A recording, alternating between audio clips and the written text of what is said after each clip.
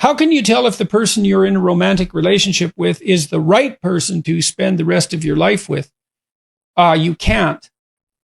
You actually decide that rather than discovering it. I might suggest what you might look for on the way to making that decision.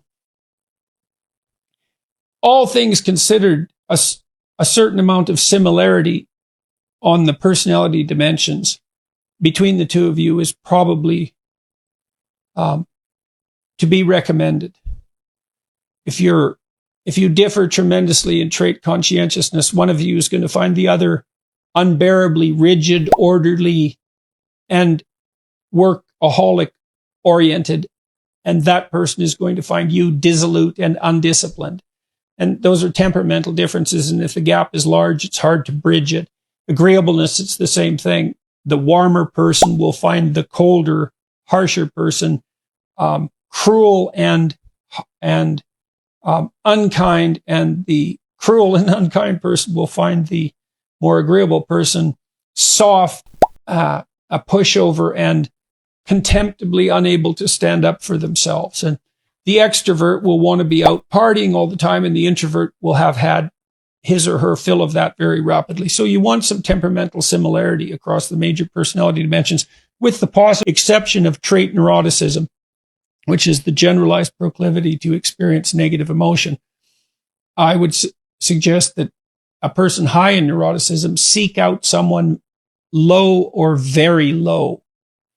Because first of all, neuroticism is one of the best predictors of unhappiness in a relationship. And so if you're both high in neuroticism, you're very likely to be unhappy in the relationship. And it's highly probable that the person who's higher in neuroticism needs the stabilizing influence of someone who's lower.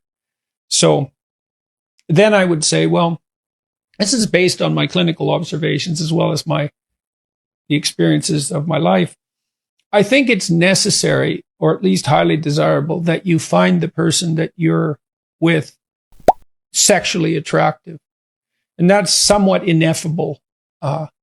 You can be confronted with two people who are, by objective standards, equally attractive or perhaps equally unattractive, and find yourself very physically attracted to one of them while the other one will leave you cold. And that's a deep mystery. And I've seen couples who get along as friends, try to bridge that romantic gap by will.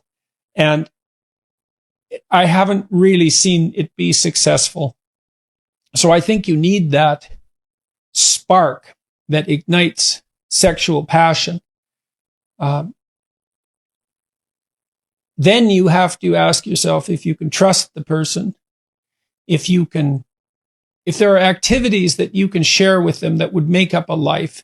If you're oriented in approximately the same direction with regard to your goals, especially important goals, career and children being foremost among them, if you think you could come to some agreement about how the economic resources could be distributed, or at least how that might be negotiated, if you can negotiate with the other person, and again, if you can trust them.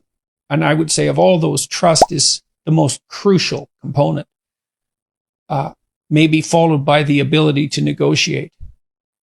The right person is someone you can negotiate with, because there's going to be differences between you and them. There's going to be differences in your approach. There should be. Hopefully there'll be, because that means that the two of you are bringing different skill sets to bear on the problem. That means that you have a more diverse range of potential responses, which can be good, but also that there's going to be conflict. The issue then becomes, can you negotiate through the conflicts? And will the other person stick to their negotiated solution?